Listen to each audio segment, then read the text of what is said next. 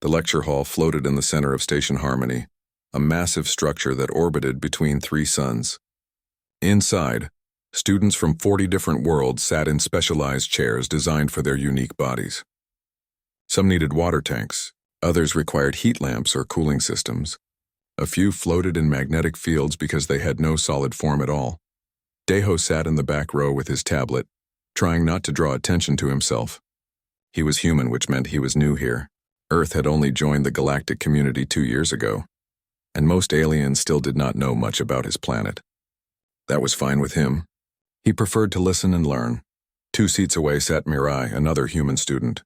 She had her dark hair tied back and was already taking notes before class even started. She always prepared for everything. On his other side was Taeyang, the quietest of the 3 humans at the academy. Taeyang rarely spoke unless he had something important to say. Professor Veltar entered the room, his 6 legs clicking against the metal floor. He was tall, taller than any human, with a body that looked like a praying mantis but covered in dark green armor. His large eyes could see in 17 different light spectrums. He was old and respected, and every student fell silent when he walked to the front of the class. "Today we study extinction," the professor announced. His voice came through translators that every student wore. "We will examine how civilizations end, how planets die, how species vanish from the universe forever." The lights dimmed. Holographic images appeared in the air above their heads. The first image showed a beautiful planet with purple oceans and golden continents. Then the image changed. A massive asteroid struck the planet. Fire spread across the surface. Within minutes, everything was gone. "The Kornathi people," Professor Veltar said. "Population of 4 billion. Extinct in 1 day. They had no warning. No time to escape. Their moon destabilized and fell from orbit." Several students made sounds of sadness. Some glowed different colors, which was how their species showed emotion. Daiho looked at the image and felt sorry for the lost civilization. He could not imagine dying so quickly with no chance to fight back. The professor showed another planet. This one froze solid when its sun began to die early. The species there tried to burrow underground, but the cold reached them anyway. Another civilization wiped out. "The universe is dangerous," the professor continued. "Most species face one major catastrophe in their existence. If they survive, they consider themselves fortunate. If they do not, they become history." He showed image after image. A planet torn apart by volcanic eruptions that covered the sky in ash for 100 years. A world where disease killed 99% of the population. A civilization that destroyed itself with weapons they could not control. "These are extinction-level events," Professor Veltar explained. "Single moments that end everything. This is why we study them. So we can prepare. So we can avoid these mistakes." A student near the front raised a tentacle. She was from a water world and spoke through bubbles. "Professor, has any species survived multiple extinction events?" "No," the professor said firmly. "That is statistically impossible. One such event is rare enough. 2 would require incredible luck. 3 or more?" He made a clicking sound that meant disbelief. "That would require a miracle." Deho shifted in his seat. He glanced at Mirai, who was looking down at her tablet. Taeyang's expression had not changed, but his jaw was tight. "Now," Professor Veltar said, pulling up a new display, "let us examine some worlds that survived near-extinction events. These are instructive because they show us how species adapt and recover." He scrolled through his database looking for something interesting. His clawed finger stopped on a file marked Earth Sol System, Sector 7742. Earth," he said with casual interest. "A newly discovered world. Let us see what small challenges they faced." He opened the file without much thought. After all, Earth was considered boring by most galactic standards. It was a young planet with a young species. Probably nothing dramatic in their history. The professor accessed the geological records section. He saw categories listed: earthquakes, hurricanes, floods, volcanic eruptions, and something called tsunamis. He had never heard that word before. "What is a tsunami?" he asked, looking at the humans. Daiho hesitated. "It is a giant wave, Professor." "From the ocean, a wave?" The professor seemed amused. "How dangerous can a wave be?" He clicked on the tsunami archives to show the class a minor example. The first file loaded on the holographic display. The date read December 26, 2004. The location was listed as the Indian Ocean Earth video footage began to play. The classroom watched as water rose from the ocean. Not a normal wave, but a wall, a moving mountain of water 30 meters high. It crashed into a coastline where cities stood. Buildings vanished like they were made of paper. Cars floated like toys. Trees were ripped from the ground. The video showed people running. Some climbed to rooftops. Some were swept away. The water kept coming, pushing inland for kilometers, destroying everything in its path. The display showed numbers. Deaths 230,000 confirmed. Missing 45,000. Injured 500,000. Displaced 1.7 million. The classroom went completely silent. No one moved. No one made a sound. A student from Phosphora Prime began to glow red, which meant extreme distress. "This was their extinction event," she said in a shaking voice. "How many survived?" "Most of us," Deho said quietly. Professor Velthar's mandibles clicked in confusion. "Most, but the death toll. This level of destruction." "That was one tsunami, Professor," Mirai said from her seat. "There have been many." The professor stared at her. Then he looked back at his display. His claw scrolled down through the archive list. His eyes widened as the list kept going. And going. And going. "How many?" he asked. "Recorded tsunamis?" Mirai checked her tablet. "Several hundred in modern history. Thousands if you count ancient records." The professor sat down heavily in his chair, something he never did during a lecture. His legs folded beneath him as he tried to process this information. He looked at the three humans sitting in the back row. They seemed so ordinary, so calm. "Show me another," he said. Taeyang spoke for the first time that day. "Are you sure, Professor? Some of them are worse." "Show me," the professor insisted. Mirai stood and walked to the front. She took control of the display with the professor's permission. She pulled up another file. March 11th, 2011. Japan, the new footage played. Another massive wave. This one hit a modern city with tall buildings and advanced technology. But the water did not care about human advancement. It swallowed everything. The video showed a nuclear power plant failing, radiation leaking. Entire towns swept out to sea. Deaths, 18,000. The footage showed rescue workers searching through rubble. It showed survivors in shelters. It showed a nation in shock. The classroom erupted in noise. Students from every world began speaking at once in their various languages. The translators struggled to keep up. Fear, confusion, and horror filled the room. "This is impossible," a reptilian student from Skarros hissed. His species was known for being tough survivors. "No species endures this twice." "How did you recover?" "We rebuilt," Deho said simply.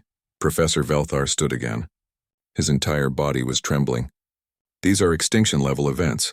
Each one, how are you here? How is your species not traumatized beyond function?" The three humans looked at each other. Mirai finally answered. "Professor, these were not extinction events. These were just Wednesdays." Professor Velthar could not move. His mandibles hung open in a way that would have been rude in his culture, but he did not care. He stared at Mirai, trying to understand her words. "Wednesdays," he repeated slowly. "She means they happen regularly," Taeyang explained. "They are part of normal life on Earth." A student made of crystalline structures began vibrating, which was how her species showed panic. "Normal? Death on this scale is normal for you?" "We prepare for it," Deho said. "We know it will happen again. So we build warning systems. We train people. We make evacuation plans." Professor Velthar turned back to his display. His claws shook as he scrolled through the tsunami archives. The list seemed endless. He picked one at random. November 1st, 1755. Lisbon, Portugal. The entry showed historical drawings and written records. A massive earthquake had struck the city, followed by fires, followed by 3 huge tsunami waves. The city was destroyed. Tens of thousands died. But the professor noticed something strange in the records. "They rebuilt the city," he said aloud, "in the same location. Where the wave hit them." "Yes," Mirai confirmed. "Lisbon is still there today. It is a beautiful city. But why?" a gaseous student from Nebulos asked. His form swirled in agitation. "Why return to a place that tried to kill you?" "Because it is home," Deho answered. The professor scrolled again. He found an entry from 1960, Chile. The largest earthquake ever recorded by humans, followed by a tsunami that crossed the entire Pacific Ocean. It hit Japan, the Philippines, and Hawaii. The wave traveled for 15 hours and still had enough power to kill people on the other side of the planet. Your oceans are weapons, a student whispered. Our oceans are oceans, Taeyang corrected. They do not choose to kill. They simply move according to physics. Earthquakes under the sea floor displace water. The water has to go somewhere, so it becomes a wave. Professor Velthar pulled up more files. He could not stop himself now. He needed to understand. The 1883 Krakatoa eruption, which created tsunamis that killed 36,000 people. The 1908 Messina earthquake and tsunami in Italy. The 1498 Mayo tsunami in Japan that killed 31,000 people. Each entry showed destruction. Each entry showed death. But each entry also showed something else: survival, recovery, rebuilding. How are you not extinct? The professor asked. It was not really a question for the humans. It was a question for the universe itself. Mireille walked to the display and took control again. May I show them something, Professor? He nodded, too shocked to speak. She closed the disaster footage and opened a different section of Earth's database. This showed maps. Coastlines all around Earth covered in small symbols. She zoomed in on one area. These are tsunami warning buoys, she explained. We have thousands of them in every ocean. They detect earthquakes under the water. They measure wave heights. They send warnings to coastal areas within minutes. She showed another map layer. These are evacuation routes. In every coastal city, there are marked paths to high ground, signs painted on roads, sirens that alert people when a wave is coming. Another layer appeared. These are emergency shelters, built on hills or designed to withstand water pressure, stocked with food, water, medicine, and communication equipment. The classroom watched in silence as she showed system after system, warning networks, education programs that taught children in coastal areas what to do, international cooperation agreements where countries shared data and resources, building codes that required structures near the coast to be reinforced. We have spent decades building these systems, Mireille said. After the 2004 tsunami, the whole world worked together. Countries that were enemies helped each other design better warning systems. We shared technology. We trained each other's people. But the death still happened, the crystalline student said. Your systems are not perfect. No, Mireille admitted. We cannot stop tsunamis. We can only prepare for them. And preparation saves lives. The 2004 tsunami killed so many because we were not ready. By 2011, we were better prepared. Fewer people died because they knew what to do. They heard the warnings and moved to safety. Professor Velthar brought up the statistics. He compared tsunami deaths over time. The numbers showed a clear pattern. As Earth's warning systems improved, death tolls decreased even as the tsunamis themselves remained just as powerful. You learned, he said with wonder in his voice. You took the worst disaster in your modern history and used it to save lives in the next one. Yes, Deho said. That is what we do. We remember, we learn, we improve. A large student from Scarros, the reptilian species known for their strength, stood up. His scales were dark red, showing respect. My people pride ourselves on survival. We think we are tough because our world has harsh deserts and dangerous predators. But this, he gestured at the display, this is real survival. We have nothing like this. Other students began to murmur agreement. Species from safe worlds, stable worlds, began to realize how easy their existence had been. Professor Velthar pulled up a new section of Earth's database. You said tsunamis were Wednesdays. What else does your planet do to you? Taeyang stood and joined Miri at the front. Professor, do you want the complete list or just the major categories? Major categories, the professor said, though he was not sure he wanted to know. Taeyang brought up Earth's natural disaster database. The main menu appeared with categories listed in simple terms. Earthquakes, Taeyang began. Sudden movements of the ground that collapse buildings and infrastructure. They happen daily somewhere on Earth. Major ones occur several times per year. Hurricanes and typhoons. Massive rotating storms with winds over 250 kilometers per hour. They form over warm oceans and hit coastal areas. Season runs several months every year in multiple regions. Tornadoes. Smaller rotating columns of air that touch down from storms. They can destroy entire neighborhoods in minutes. Some regions get hundreds per year. Floods. When rivers overflow or rain exceeds the ground's ability to absorb it. Can submerge entire cities. Happen regularly in many parts of the world. Droughts. When rain does not come for months or years. Crops die. Water runs out. People starve. Can last for decades. Volcanic eruptions. Mountains that explode and pour out molten rock. The ash can block out the sun for months. Some are powerful enough to change global climate. Wildfires, uncontrolled fires that spread across forests and grasslands, can burn for weeks or months. Some are started by lightning, some by humans, some by heat alone. Blizzards, extreme snowstorms that bury communities and freeze people to death, can shut down entire regions for days. Landslides, when hillsides collapse and bury everything below, often triggered by rain or earthquakes. Sinkholes, when the ground suddenly opens up and swallows whatever is above it. Buildings, roads, sometimes people. Taeyang stopped and looked at the professor. Should I continue? There are more. The professor's legs gave out again. He sat down hard. Around the classroom, students were silent. Some were shaking. Others were glowing strange colors. The gaseous student from Nebulas had condensed into a tight ball, which was a defensive reaction. More, the professor whispered. Avalanches, heat waves, ice storms, dust storms, hailstorms, meteors, solar radiation, cosmic rays. Taeyang listed them calmly. Earth is geologically active and sits in a busy part of space. Things happen. A young student from a paradise world raised a small limb. Her voice was tiny. How do you sleep at night? How do you live knowing any of these things could kill you at any moment? Daiho smiled. It was a sad smile, but also somehow hopeful. Because we know something you do not know yet. What is that? The professor asked. We know that survival is not about being safe, Daiho said. Safety is an illusion. The universe does not care about us. Our planet does not care about us. Disaster will always come. Always. He walked to the front and stood with Mirai and Taeyang, 3 humans facing a classroom full of aliens who were just beginning to understand what they were. Survival is about what you do after the disaster, Daiho continued. It is about helping your neighbor dig out of the rubble. It is about sharing food when supplies are low. It is about rebuilding together. It is about teaching your children that yes, bad things happen, but we face them together. Mirai pulled up one more image. It showed a photograph from after the 2011 tsunami in Japan.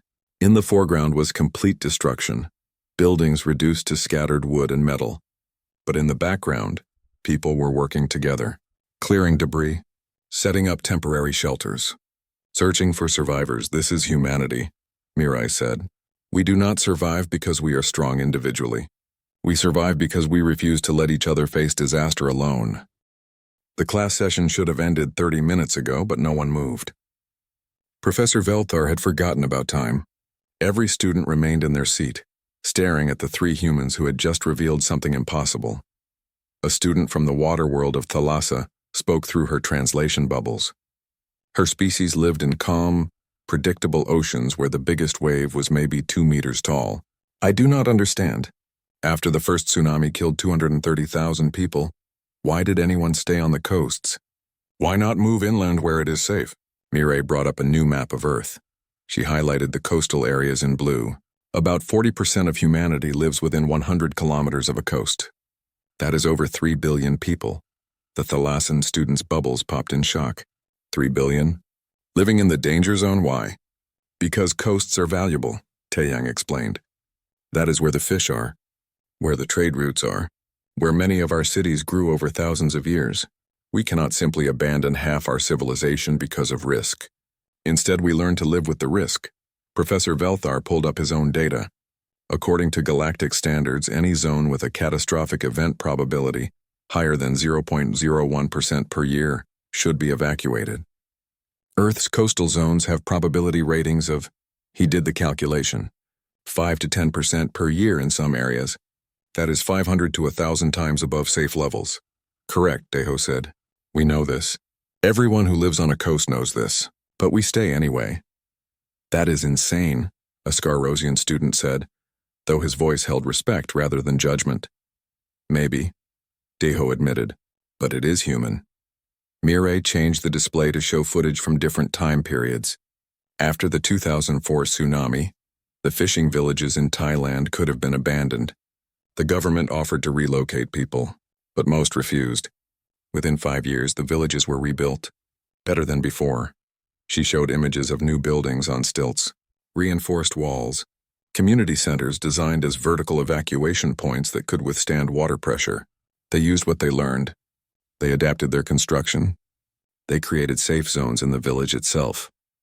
After the 2011 tsunami in Japan, Taeyang continued, taking over the display. The destroyed cities were rebuilt with improved seawalls, better drainage systems, elevated roads that double as evacuation routes. Some towns moved to higher ground, but they stayed in the same region. They did not abandon their home. He showed a chart of economic data. The cost of relocating 3 billion people would be impossible. But more than that, we would lose our cultures, our histories, our connection to the places our ancestors lived. That has value too. Professor Velthar shook his head slowly. In any other species, this would be called generational trauma. Staying in a place that repeatedly tries to kill you should create psychological damage, fear-based evolutionary stagnation. Your species should be paralyzed by terror. Some people are afraid, Mirai said honestly. After a big disaster, many people develop anxiety. They have trouble sleeping. They jump at loud noises. This is normal. Then how do you function? The crystalline student asked. Therapy, community support, time. Mirai pulled up information about Earth's mental health response to disasters. After major events, we send counselors. We create support groups. We help people process their trauma together. Because trauma shared is trauma that can be healed. She showed images of community gatherings, memorial services where people honored the dead, rebuilding festivals where neighbors worked together and celebrated progress, children's programs that taught coping skills through play and art. We do not ignore the pain, Mirai explained. We face it. We talk about it. We hold each other up until the weight becomes bearable. Deho added another layer to the discussion. And we remember. Every disaster has memorials, museums, archives. We tell the stories of what happened and who was lost. Their deaths are not meaningless. They teach us. They remind us why we build better warning systems, why we take evacuation drills seriously. He showed images of tsunami memorials in Japan, stone markers on hillsides indicating where the water reached, museums preserving destroyed buildings as educational sites, annual ceremonies where communities gathered to remember. This is how we cope, Deho said. We remember, we learn, we prepare, and we trust that when the next disaster comes, we will help each other survive it. The gaseous student from Nebulos had expanded again, his form returning to normal as he processed this information. Your species has weaponized trauma. You turned your greatest weakness into your greatest strength. I never thought of it that way, Taeyang said, but yes, every disaster taught us something. After every earthquake, we improved our building codes. After every hurricane, we refined our tracking systems. After every flood, we enhanced our drainage infrastructure. We are better at survival now than we were 100 years ago, and we will be even better 100 years from now. Professor Velthar accessed Earth's historical records. He went back centuries. The Great Fire of London in 1666 destroyed most of the city, but you rebuilt with stone instead of wood, and London never burned like that. Again. Yes, Mirai confirmed, the Chicago Fire of 1871 led to new fire safety codes that spread across your world. Yes, the San Francisco earthquake of 1906 created modern seismic engineering. Yes, the Dust Bowl droughts of the 1930s led to soil conservation practices that prevented future agricultural collapse. Yes, the professor looked up at the three humans. You are a species that learns from pain. Most civilizations learn from success. You learn from failure, from death, from loss. We learn from everything, Deho said. Success and failure both. But yes, failure tends to be a better teacher. It shows us exactly what not to do next time. A small, furry student from a forest world spoke up timidly. Do you hate your planet? For what it does to you? The three humans looked at each other. Then Mirai smiled. It was a genuine smile, warm and full of love. No, she said. We love our planet. It is fierce and dangerous, but it is also beautiful beyond words. She changed the display to show Earth's landscapes. Volcanic islands with black sand beaches, mountain ranges carved by ancient earthquakes, river deltas enriched by flooding, forests that regrew after fires, stronger and more diverse than before. The same forces that create tsunamis also create the Ring of Fire, which gives us volcanic soil that grows incredible food. The same tectonic activity that causes earthquakes also builds mountains that touch the clouds. The same storms that destroy also bring the rain that feeds our crops. Taeyang continued her thought. Earth is not trying to kill us. It is simply being a living planet. Active, dynamic, changing, and life on Earth adapted to that. We evolved in chaos. It made us flexible, creative, cooperative. Other species evolved in stability, Daeho added. That is fine. That works for them. But we evolved in constant change. It shaped everything about us. Our technology, our cultures, our psychology. We expect change. We prepare for it. We embrace it. Professor Velthar sat quietly for a long moment. Then he asked the question that had been growing in his mind since the lecture began. What happens when your species faces a truly stable environment? Like here on Station Harmony? Does it make you uncomfortable? Daeho laughed. It was a short, honest laugh. A bit, yes. Sometimes I wake up and think something feels wrong. Then I realize it is because nothing is wrong. No alarms, no warnings, no disasters. It is so quiet and safe that it feels strange. We adapt to that too, Mirai said. Humans are very good at adapting. We can survive in the desert or the Arctic, on mountains or below sea level, in peace or in war, in chaos or in calm. We are adaptable because our planet taught us that inflexibility means death. The class fell silent again. Outside the window, 3 suns illuminated Station Harmony in perfect, stable light. Inside, students from safe worlds were beginning to understand that safety was not the only path to survival. That strength could come from struggle. That wisdom could be carved from suffering. Professor Velthar stood and addressed the class. This lecture has gone far beyond what I planned, but it has been the most important lesson I have ever taught or learned. Tomorrow we will continue examining Earth's history. Tonight I suggest you all think deeply about what survival truly means. Word spread through Station Harmony faster than light through a vacuum. By the next morning, every student in the academy knew about the humans and their impossible planet. Daeho, Mirai, and Taeyang found themselves surrounded by curious aliens everywhere they went. In the dining hall, a group of students from different worlds approached their table. A tall bird-like creature from Avis Prime spoke first. Is it true that your planet has disasters every single day? Daeho swallowed his food before answering. Somewhere on Earth, yes. Usually multiple disasters. Small earthquakes happen hundreds of times daily. Storms form over the oceans constantly. Floods happen. Fires start. Most are small and we handle them. But yes, something is always happening somewhere. The bird-like student's feathers ruffled in amazement. And you just live normally, go to work, raise children? Of course, Mirai said. What else would we do? Life continues.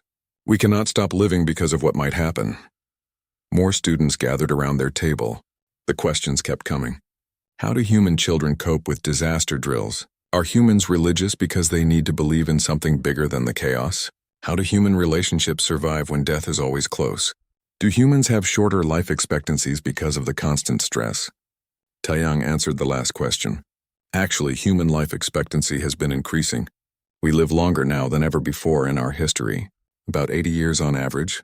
Some people live past 100. A crystalline student made a surprised chiming sound. How, with all that danger? Because we got better at handling it, Taeyang explained. Better medicine, better infrastructure, better warning systems, better cooperation. Danger does not automatically mean death if you prepare properly. Professor Velthar found them after breakfast. His mandibles clicked in an unusual pattern that meant he had been thinking all night. I ran calculations, he said without greeting. I compared Earth to every other inhabited planet in the galactic community. Do you want to know what I found? Tell us, Daeho said. Earth ranks in the top 0.01% for geological instability, top 0.01% for weather volatility, top 0.1% for frequency of catastrophic events. By every metric we use to evaluate planetary habitability, Earth should be classified as barely habitable. We would never recommend colonization of such a world. He pulled out a data pad and showed them charts. Yet somehow humanity developed advanced civilization. You have art, science, philosophy, technology. You have 8 billion people living in relative cooperation. You should not exist as you are. It is statistically impossible. But we do exist, Mirai said calmly. Yes, the professor agreed. And I spent all night trying to understand why. I think I have a theory. He led them to his private office away from the curious crowds. Inside, he had covered the walls with screens showing Earth data. Climate patterns, tectonic maps, historical disaster timelines, population distributions. Most species develop on stable worlds, Professor Velthar began. Stability allows for slow, steady progress. Civilizations build on what came before. Knowledge accumulates without interruption. This is the normal path. He gestured at Earth's data. But Earth does not allow that. Every few years, something destroys part of your civilization. Cities fall. Knowledge is lost. People die. By normal standards, this should keep you primitive. Always rebuilding. Never advancing. But it did not work that way, Deho observed. No. Instead, it forced you to develop completely different survival strategies. You could not rely on permanence, so you became excellent at adaptation. You could not trust that buildings would stand, so you learned to build them better each time. You could not assume tomorrow would be peaceful, so you created systems to handle chaos. The professor pulled up a comparison chart. Look at this. The average galactic species takes about 50,000 years to develop spaceflight from the invention of agriculture. Humanity did it in 12,000 years. You developed faster because you had to. Mirai studied the data. Necessity is the mother of invention. We have a saying like that on Earth. It is more than that, Professor Velthar insisted. Your disasters forced cooperation. When a tsunami hits, everyone helps, rich and poor. Different nations, different religions. Survival becomes more important than differences. He showed footage of international disaster response, countries sending aid to each other, rescue teams from multiple nations working together, scientists sharing data freely to improve warning systems. Most species learn cooperation slowly, the professor explained. It takes thousands of years to move from tribal thinking to global thinking. But Earth's disasters gave you no choice. Help each other or die. It accelerated your social evolution. Taeyang nodded slowly. I never thought about it that way, but you are right. Some of humanity's greatest moments of unity came right after disasters, after wars, after plagues, after natural catastrophes. We are best when things are worst. Exactly, Professor Velthar said. And look at this. He pulled up genetic data. Human genetic diversity is remarkably high. Your species nearly went extinct about 70,000 years ago. A volcanic eruption called Toba reduced your population to maybe 10,000 individuals. We learned about that in school, Mirai said. Most species would never recover from such a bottleneck. The genetic diversity loss would cripple them.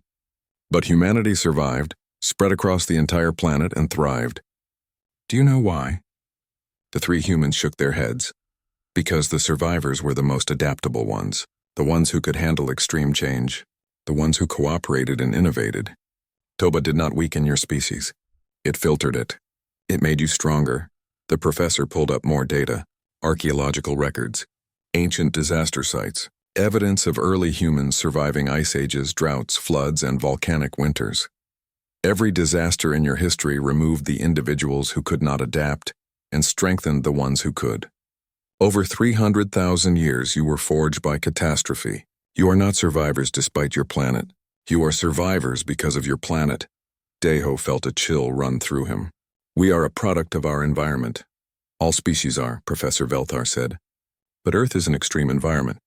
So humanity became an extreme species. Not in physical strength, not in natural weapons, but in adaptability, in cooperation, in the ability to face the unthinkable and keep moving forward. He showed them one final chart. I analyzed galactic history. Do you know how many species survived their own self-destructive periods? The phase where you develop weapons that could destroy your whole civilization? How many? Mirai asked. About 60%. The other 40% destroyed themselves with nuclear weapons, biological warfare, climate destruction, or artificial intelligence gone wrong. He looked at the humans seriously. Earth is currently in that dangerous phase. You have nuclear weapons, climate change, AI development. Any of these could end you. But I think you will survive. Why? Taeyang asked. Because you have something most species do not have. Experience with extinction-level threats. You have faced them your entire existence. A nuclear war would be terrible, but you already know how to survive terrible things. Climate change is dangerous, but you already adapted to ice ages and warming periods. You have practice. The professor's mandibles clicked in what might have been a smile. Other species reach the dangerous phase and panic because they have never faced real danger before. They make mistakes. They freeze. They fight among themselves. But humanity? You have been here before. You know how to pull together when everything is falling apart? Mirai thought about this. You are saying our disasters prepared us for the bigger challenges to come. Yes, your planet has been training you for 300,000 years, teaching you the same lesson over and over. Adapt or die, cooperate or die, learn or die, and you learned. Daiho walked to the window and looked out at the stars. Somewhere out there, 3 billion miles away, Earth continued its violent existence. Waves crashed against shores. Tectonic plates ground together. Storms formed and dissipated. The planet that tried to kill his ancestors countless times but instead made them stronger. Do you think other species can learn from us? He asked. Professor Velthar considered this carefully. I think they must. The galaxy is not as stable as we pretend. Climate shifts, asteroid impacts, star fluctuations. These things happen. Most species are not prepared because they never had to be. But Earth taught you. Maybe you can teach us. He pulled up Station Harmony's communication logs. I received messages from 17 other professors last night. They all want to study Earth. They want to understand your disaster response systems, your psychological resilience programs, your cooperative frameworks. Humanity joined the galactic community 2 years ago as students. You may soon become teachers, Taeyang smiled slightly. We would be happy to share what we know. We learned it the hard way. Maybe others can learn it the easier way. Maybe, the professor agreed, though I suspect some lessons can only be learned through experience. Still, preparation is better than ignorance. The morning announcement chimed through the station. Classes would begin soon. Daiho, Mirai, and Taeyang prepared to leave. One more thing, Professor Velthar said as they reached the door. Thank you. For what? Mirai asked. 3 weeks had passed since Professor Velthar's lecture on extinction. The news about Earth and humanity had spread far beyond Station Harmony. Ships arriving from other systems brought students and researchers who wanted to meet the humans and learn about their impossible world. Daiho found it strange to suddenly be famous. He was just a student trying to learn about the galaxy. But now, everywhere he went, people wanted to talk to him about Earth, about tsunamis, about survival. The Academy administration decided to organize a special symposium. They would invite students and faculty from all departments. The 3 humans would present Earth's history and what they learned from it. Professor Velthar would help organize it, but the humans would be the main speakers. Mirai spent days preparing. She gathered footage, data, and historical records. She organized everything into a clear narrative that would make sense to species who had never faced what humanity faced. Taeyang focused on the technical aspects. Warning systems, engineering solutions, communication networks, the practical knowledge that could actually help other worlds prepare for disasters. Daiho thought about the emotional side. How to explain hope to species that never needed it. How to describe resilience to beings who never had to develop it. How to make them understand that survival was not just about staying alive, but about staying human. The day of the symposium arrived. The main auditorium was designed to hold 500 students. Over 800 showed up. They filled every seat, stood in the aisles, and watched through video feeds from overflow rooms. Species from 40 different worlds, all there to learn from Earth. Professor Velthar opened the presentation. 3 weeks ago, I taught a lesson on extinction. I thought I understood the topic. I was wrong. Today, 3 humans will teach us what I failed to grasp in 70 years of study. They will teach us what it truly means to survive. He stepped aside. Daiho, Mirai, and Taeyang walked to the front of the auditorium. The holographic displays activated, showing Earth floating in space, a beautiful blue and green marble that looked so peaceful from a distance. Daiho spoke first. We are from Earth. Our planet has tried to kill us for 300,000 years. Tsunamis, earthquakes, volcanoes, storms, droughts, floods, fires, plagues. Every type of disaster you can imagine, and some you probably cannot. The display showed rapid footage of various disasters, quick cuts of destruction from across human history. We should be extinct, Daiho continued. By every logical measure, we should not be here. But we are. And today we want to explain why. Mirai took over. She showed the 2004 Indian Ocean tsunami footage that had shocked Professor Velthar's class. This killed 230,000 people. It was one of the worst natural disasters in modern history. But it was not our worst. We have survived worse. Many times. She showed historical records. The 1931 China floods that killed up to 4 million people. The 1970 Ebola cyclone that killed 500,000. The Black Death plague that killed 1/3 of Europe. The Spanish flu that killed 50 million worldwide. Each of these could have ended us, Mirai said. Each one brought humanity to the edge of collapse. But we survived. Do you want to know how? She changed the display to show something different. Not destruction, but response. Field hospitals. Rescue teams. Supply chains, volunteers, communities pulling together. We survived because we helped each other. When disaster strikes one region, the whole world responds. We send food, medicine, rescue workers, engineers, doctors, teachers. We rebuild together. This is the secret. Not individual strength, but collective strength. Taeyang stepped forward with technical displays. After every disaster we learn. We study what went wrong and what went right. Then we improve. He showed the evolution of earthquake-resistant buildings. Simple wooden structures that collapsed easily.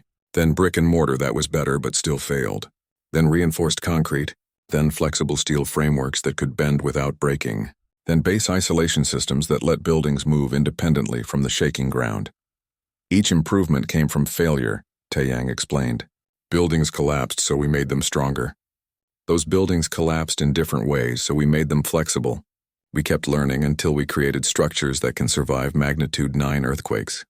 He showed similar progressions for hurricane prediction, flood control, fire prevention, and disease management. Each system built on the failures of the past. We have a saying on Earth, Taeyang said. Those who do not learn from history are doomed to repeat it. We take this seriously. We remember every disaster. We study every mistake. We honor the dead by making sure fewer people die next time. The auditorium was completely silent. Hundreds of aliens watched and listened, trying to understand. Daeho returned to the center. But there is more to survival than technology and systems. There is the human spirit, the decision to keep going even when everything seems hopeless. He showed images of people in the worst situations imaginable, survivors of the atomic bombings in Japan, Holocaust survivors, people who lived through genocides, famines, and wars, people who lost everything but kept living. These people survived because they chose to survive, Daeho said. They could have given up. No one would blame them. But they decided that life was worth living, that tomorrow might be better than today, that giving up meant the disaster won. He showed more recent images, the 2011 tsunami in Japan, an elderly man standing in the ruins of his home. Everything he owned was gone, but he was clearing debris, starting to rebuild. When asked why, he said, "Because this is my home. I will not let the wave have the final word." That is humanity, Daeho said. We do not let disasters have the final word. We write the next chapter. We decide what comes after the catastrophe. Mirai joined him again. Some species here come from stable worlds. You have never faced what we faced. You might think that makes you weak. It does not. It makes you fortunate. But fortune can end. Asteroids happen. Climates shift. Stars die. Someday your world might face disaster too. She showed projections, statistical models of potential galactic catastrophes, gamma-ray bursts, rogue planets, stellar collisions, rare events but not impossible. When that day comes, Mirai said, we hope you will remember Earth. Remember that disaster is not the end. It is a test. And tests can be passed if you work together. Taeyang brought up Earth's disaster response protocols. We are sharing all of this with the galactic community. Free of charge. No restrictions. Early warning systems. Building codes. Emergency response procedures. Psychological support frameworks. Medical triage protocols. Everything we learned from 300,000 years of disasters, he showed document after document. Thousands of pages of information. We hope you never need this. But if you do, it is here. Learn from our pain so you do not have to suffer the same way. The three humans stood together at the front. Behind them, Earth rotated slowly on the display. Their fierce, beautiful, impossible home. Daeho spoke the final words. We are often asked, how do you cope with living on such a dangerous planet? The answer is simple. We do not cope, we thrive. We turned our planet's violence into strength. We transformed disaster into wisdom. We changed trauma into resilience. Earth did not make us weak. It made us human. And being human means facing the impossible and finding a way through it. Together. Every person alive today is descended from survivors. People who faced tsunamis, earthquakes, plagues, famines, wars, and countless other horrors. They survived not because they were lucky, but because they refused to give up. Because they helped each other. Because they believed tomorrow was worth fighting for. We are humanity. We have survived everything our planet and our history threw at us. We have faced extinction over and over and over, and every single time we survived, all of us together. The auditorium remained silent for a long moment after they finished. Then slowly the alien students began to respond. Some chirped, some chimed, some glowed, some vibrated. Each species had their own way of showing respect, and all of them did so now. Professor Velthar stood and clicked his mandibles in the highest form of academic praise. For 70 years I have studied death. Today I finally learned about life. Thank you. In the days that followed, everything changed for the three humans. They were no longer just exchange students from a backwater world. They were representatives of a species that had something to teach the galaxy. Universities from other systems requested copies of their presentation. Governments asked for consultations on disaster preparedness. Scientific institutions wanted to study Earth's response systems.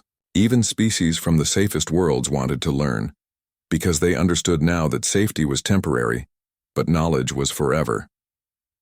Daeho, Mirai, and Taeyang continued their studies at Station Harmony.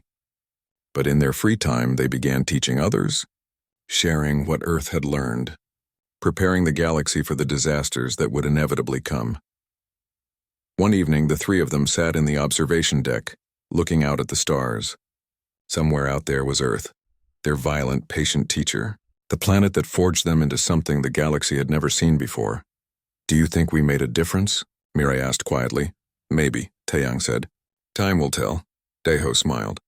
We did what humans always do. We shared what we learned. We helped others prepare. We turned our pain into purpose. That has to count for something.